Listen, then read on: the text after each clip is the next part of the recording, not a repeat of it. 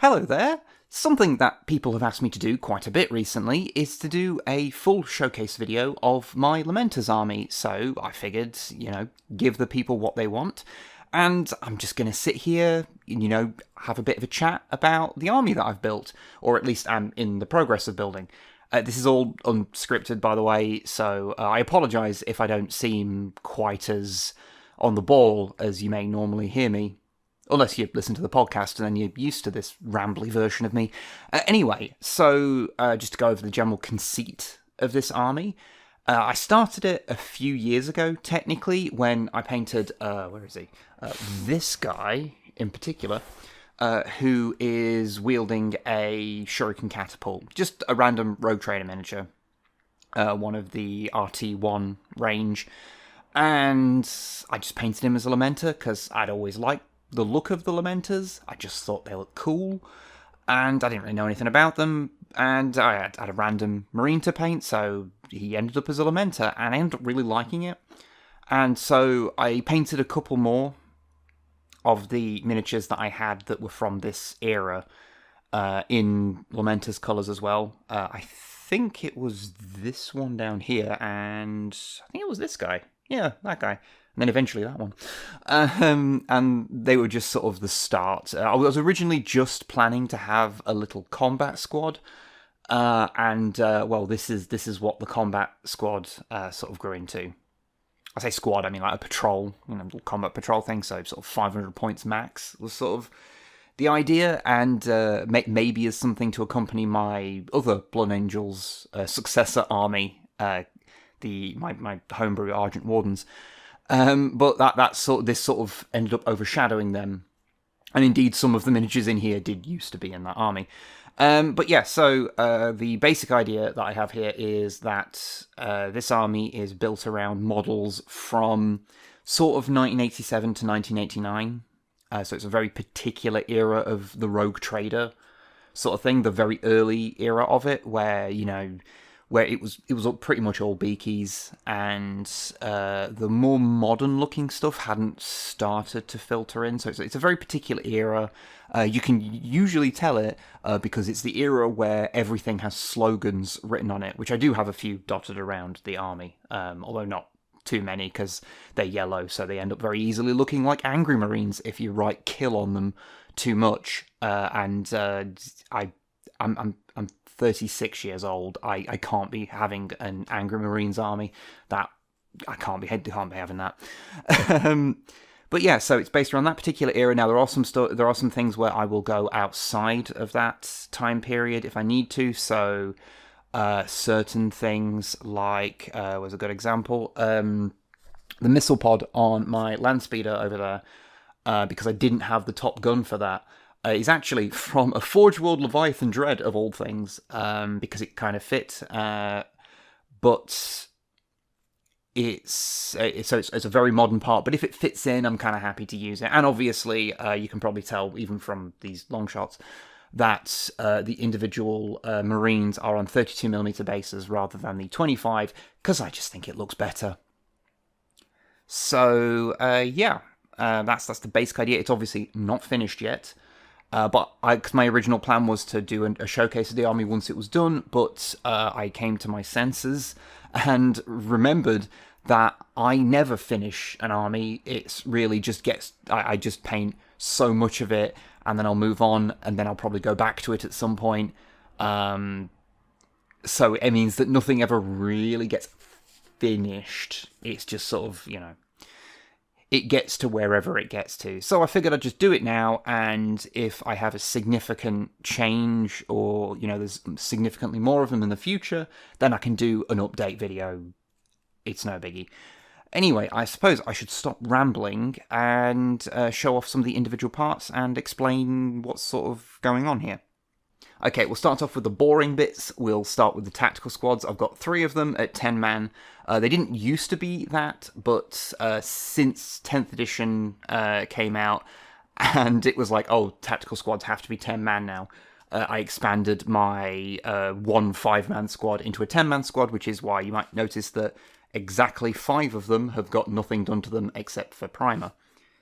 And these are a mixture of RTB01s, that's the plastic multi-part kit, the RTB1s, which is the standard line of metal Marines from the time, and there's also a couple of slightly different ones. So I've got the LE2 in here and one of the C100s in there. And yeah, they're just sort of standard guys. I will do some close-ups so you can see what some of them look like. And yeah, they're just kind of the standard guys that I have sort of making the bulk of the force. I've got quite fond of the model at this point. I don't know if it's Stockholm Syndrome. Not that that's a real thing that exists, but, you know, I'm very sort of attached to them by now. And yeah, there's a handful of them that do have the variant metal backpacks rather than the standard ones, so that's kind of nice. So I've got a little bit of variation in there, because one of the things I wanted to do with these is to not just have a nice coherent force based around, you know, a very particular era, but I also wanted to represent all the different, like, parts within that. So that's why I do have some of the very early Marines in there, and why I've, you know, tried to include some of the variations, so the different backpacks and things like that. Okay, let's move on to the Devastators, because they're basically the same thing. They're just RTB01s for the most part, although I've also got a metal guy in there who's holding a heavy bolter. There's also 6 of them currently, because I just have more heavy weapons guys than you can field in a legal squad. But that means I can kind of mix things around, and since in this era they didn't use markings for Devastators that were particularly different, I'm able to swap around the heavy weapons between the tactical squads and sort of move them around as I need to, and so I can, you know, mix up the loadout if I need to for things. So that's fun.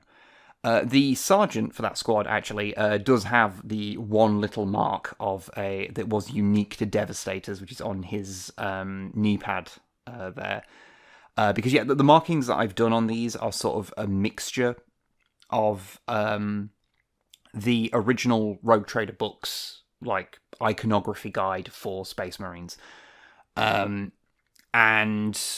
sort of filled in by whatever sort of I needed. So some stuff isn't 100% like lore accurate, but you know, it's filled into the best of my abilities.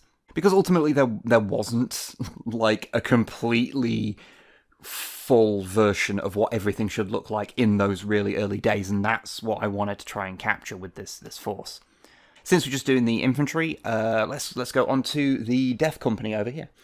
Now those are again like half RTB01 and half metal RT1s, which they were sort of one of a more awkward squad to put together, because they're obviously only like half painted at the moment, but because there isn't actually that many melee weapon options in the original Space Marine set, the original plastic RTB01 set, it means you're pretty much just limited to power fists. Like, you can give them a knife if you want, but there isn't really anything else in there.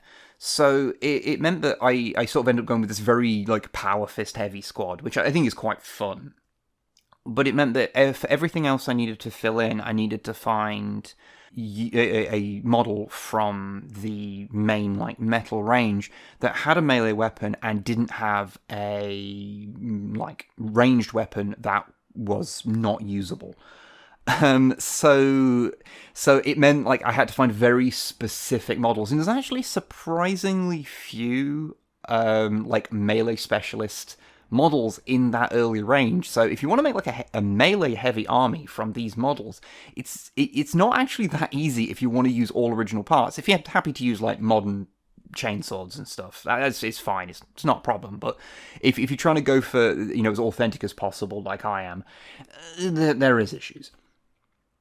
Currently, there's only 9 in that squad, and that's because they were built for 9th edition, as the whole army was basically, and now they need to be a 10-man. if I want to use all of them anyway. I do have the guy who will be the 10th one, but he's not finished being cleaned up and assembled yet, and this is just what I've got assembled. But yeah, so the Death Company have not seen a game yet, so I don't know if they're going to do well. We'll find out. Okay, let's look at something a little different. I've got a little squad of Eliminators over here. Now, those are obviously a Primaris squad, and so they are being represented by somewhat smaller models than normal, which is why I put them on a little plinth, so that they would stand up higher. And yeah, I wanted to introduce, with these, I wanted to do a couple of things, which is, one, I've always liked the concept of Eliminators. I just thought they were a fun addition to the Space Marine lineup. But I thought because there's only 3 of them, then if I have to do like a heavy customization job to make my own ones, these would be a relatively simple unit to make, with just the 3 of them. That turned out to mostly be untrue. It was actually quite difficult to make them because I had to effectively scratch build every bit of the gun that wasn't the handle, pretty much. And I had to make the cloaks for them so that they would scan right as Eliminators and not just more RTBO ones. Although the one thing I am really pleased with is that I wanted to introduce a camo idea onto them because camouflage was a big thing in Rogue Trader. A lot of Marines were shown wearing it, or to vehicles to have it, and so I wanted to bring that in. And yeah, so these ended up having this kind of camo effect on them, so they stand out from the rest of the unit, the rest of the army, but I think in a good way. And obviously, it's not something that's based on any lore or anything. It's just, I just picked. I just sort of messed around with a few different camo schemes, and this was the one I kind of landed on. Because as much as I would have liked to have had one of the wild and silly ones from the Bad Ad War stuff, I figured that it would be best if they were the opposite of that, because the whole army is bright yellow. So if they were also vibrant, then they wouldn't stand out in the same way. So I put them in a camouflage scheme that would match with the kind of basing that I'm using. Speaking of like non-canon things, I should mention that the Death Company over there, obviously, the Lamenters didn't have a Death Company until the Forge World book in 2010, 2011. We just made that video, I should remember that. But from when they did the Imperial Armor book, they didn't have one. And when they did, they didn't look quite like that. But considering that when these models came out, Death Company wasn't even a thing, I felt that I was fine to just make up my own slight variant of the scheme where the red parts are mostly just replaced with yellow. Just because I thought it would be interesting. Okay, let's move on to the vehicles now. I've got a couple of Dreadnoughts. Both of these used to be in my Argent Warden's Blood Angel successor army. You might, in fact, recall this one here, because that was the one that was in a video I made a while ago about restoring that from when I got it in a kind of knackered state off eBay.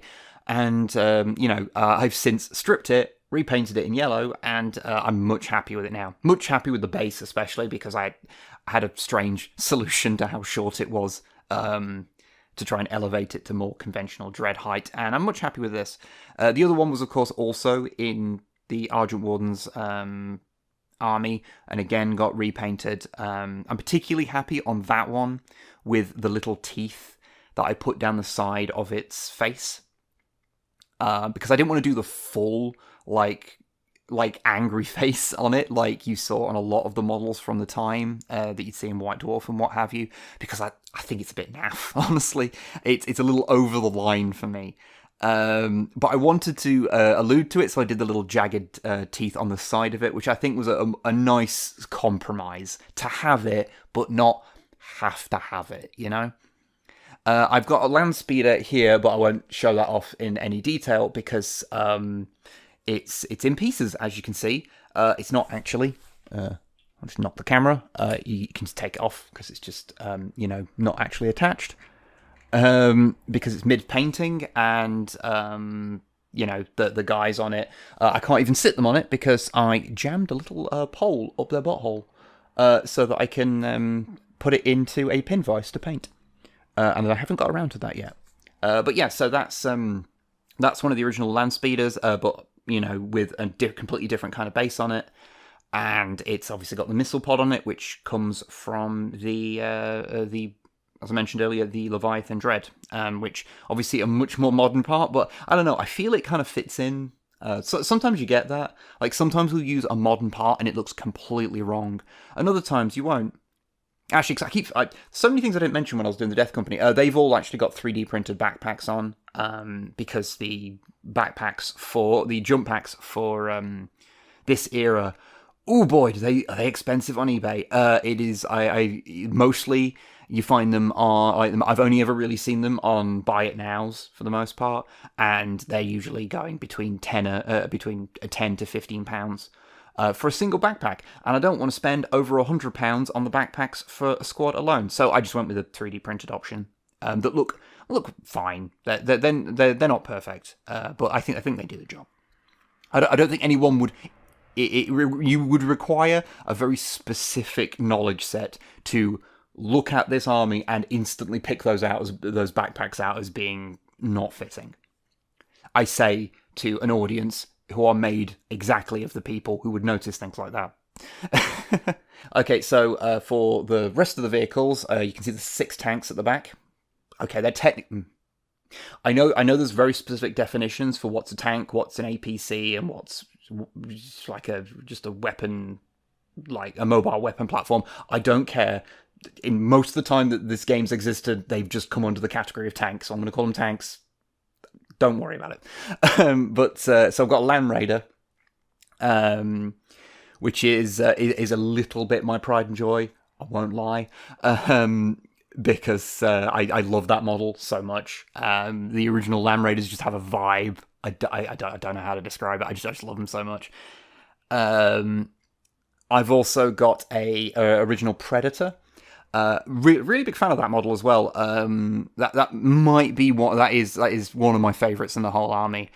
Just because I of all the different Predator models that have been released over the years, that's my favorite. The original one is my favorite by quite a big margin. I don't know why exactly. I think it's something about just the domed turret on it.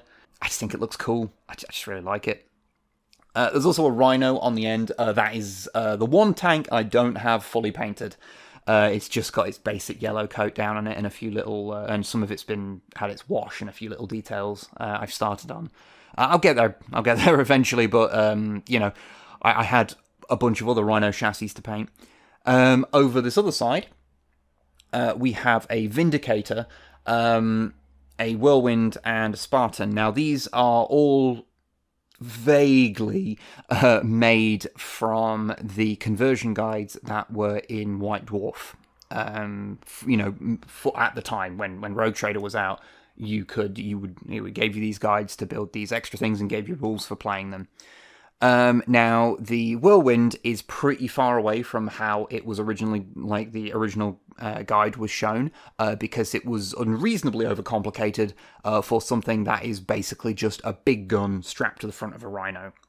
My version looks more or less the same, if in the most part. Although the entire top hatch part, I did just make that myself. I just made something up because it just had the hatches from the original Rhino on it, and I thought that just made it look too much like a Rhino with a big gun on it, and I wanted it to stand out a little bit, so I did that top thing. That one is actually made from a recast Rhino that I got sent. So you can, if you look really, really closely, you probably can't tell on camera at all, but if you're looking really closely at it in person, there's a few parts where you can see that the resin that it's made out of is a little bit thin. So it bows a little bit in some places, but you wouldn't be able to tell that. Although the back panel on it, the Aquila back panel, is actually an original part that was originally for the Predator, actually. It's from the Predator kit, but I thought it looked better as a backdoor for the Vindicator. I thought it was fun. The Whirlwind is much closer to the actual conversion guide. The only difference, really, is that the underside of the missile pod, which is made from an old square 40mm base. If you're wondering, it's the underside of it, because they've got that like Lego, like bottom of a Lego brick look to them, and that's all that is. And the underside of it is one of the sloped fronts from a Rhino, and I only had one of those when I built that, because that was the first vehicle that this whole army actually had. I just didn't have any of the sloped fronts at the time. Any spare ones anyway, because obviously there's one on the front. But I didn't have that, so yeah.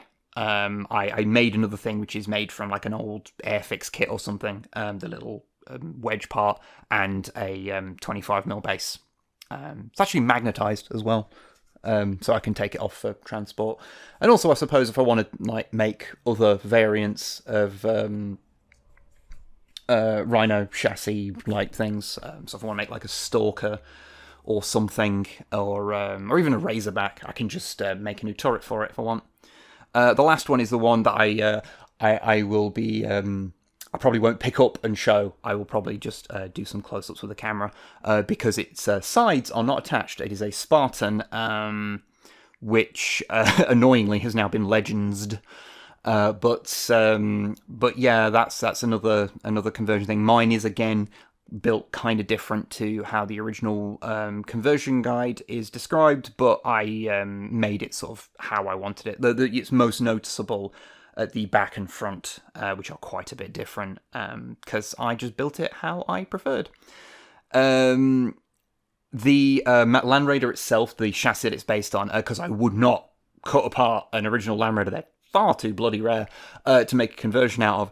That is again a recast one I was sent, and that is sort of, yeah, just it's coming along. I will finish painting it at some point, and get it all finished. But yeah, it does have some original parts in it, though, despite being a recast. The front end is an original Rhino front, and the little guy poking out of it is a metal guy. He's one of the ones that were released to, go in your Rhinos, to like poke out the top. And I thought that would just be a fun addition. So it does have some original parts.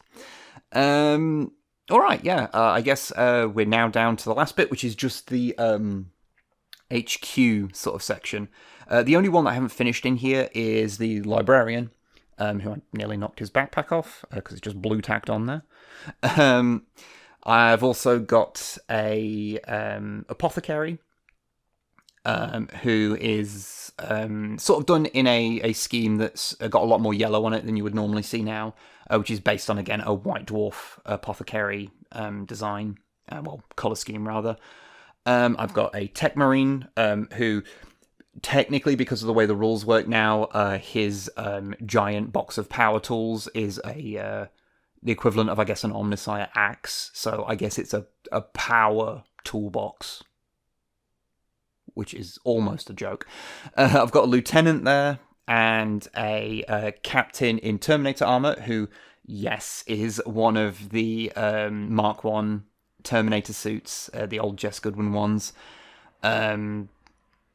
which again is a nice, a very fun little focal point of the army, because it's, again, it's quite a rare model, because there's quite a few in here that are kind of rare or awkward to get hold of, and so it's very nice to have them included. I've then got the jetbike chaplain. Now, he just counts as a jump pack chaplain, because there's no such thing as a jetpack chaplain. I guess I could run him as a bike chaplain, but I kind of prioritize its hovering abilities more than anything else. That was also one of the very early models I painted for this army, for some reason. I don't know how that happened. And finally, I've got the Smash Captain, which I made a whole video about, who is technically the chapter master, because the Lamenters don't have a confirmed chapter master right now. Not one that's named anyway. They obviously presumably have one. But yeah, and that's kind of the army. Yeah, I'm really happy with it in general. It's been a bit of a labour of love, because obviously painting yellow is a pain in the arse, and the checks are a pain in the arse, and the yellow's even more of a pain in the arse when you're a masochist and always prime in black. If you're wondering why I do that, it's partially habit, because obviously it takes several layers of yellow to get up to have a solid thing. But also, I've never found a white primer to like, work with that I liked. I've always found them to be much more temperamental than black primers. I know I could just get an airbrush set up, but I don't have the room for one, so I can't. So, you know, I make do with this, and it's fine. I'm just used to it. It's not ideal, and if GW still made the Avalon Sunset Spray, I would have just used that, but they don't. So what's the future for this army? Well, there's some obvious things that are just the nature of that this is an army for the current game, though obviously I can play it in a lot of older editions as well, because, you know, some things for Space Marines haven't really changed much, and it is made from models from Rogue Trader. So yeah, I expanded this to 10 man for 10th edition, but I also have to do that obviously for the Death Company, because there's only 9 of them, as I mentioned earlier. And the big thing that I kind of have in the future to do is that there's some stuff in the whole HQ thing that, to use properly, it looks like I'm going to really need to have some full squads of things that I don't currently have. So I'm going to need some Terminators if I want to use my Terminator Captain. I'll probably try and get together a squad of they're from the Terminator box that had the Blood Angels on the front. I think it's a 1989 release of those Terminators. That's the ones that I'll try and amass a squad of. I've got a couple of them already, so that's probably what I'll go for. I kind of want to build a command squad to put the Apothecary in, because at least in the indexes, you can't have just a firstborn Apothecary on their own. They have to be part of a command squad, so I'm looking at building a command squad. I do have the parts already together to make a standard bearer. I've got some decisions to make about that, so I'll probably slowly put that squad together in the future. And likewise, if I want to use the Smash Captain, I either need, I think a Captain with a jump pack can only go in a Vanguard squad or a Sanguinary Guard squad. Both of which are a pain in the arse to make if you're doing Rogue Trader miniatures. But I do have pretty much all the parts to make if I want to do a fancy Sanguinary Guard squad using parts of the time. Probably going to do that. It's going to be a lot of work, but I might do that. But that's sort of the future. There are some stuff I'd like to get if I got the chance. Like, I'd like to have a bike squad. Just because that's a type of model I don't have anything representative of. But for the most part, I'm sort of happy with where it is. The only changes I really want to do are the ones that mean that I can keep things playable in current edition, as it were. But apart from that, yeah, that's the army. I hope you have enjoyed me kind of rambling about it. I've no doubt forgotten a bunch of the things that I want to say, and I will remember as soon as I hit stop, and will be very annoyed at myself. But yeah, I guess I'll probably do a Grot Rebellion army overview at some point as well. Let me know if you want to see that. Although that army's probably not going to get reworked for 10th anytime soon, because I need to make a bunch of new runt herds, because now you have to have one for every 10 grots, and I have a lot of grots. But yeah, hope you enjoyed it, and I will see you in the next video. Goodbye.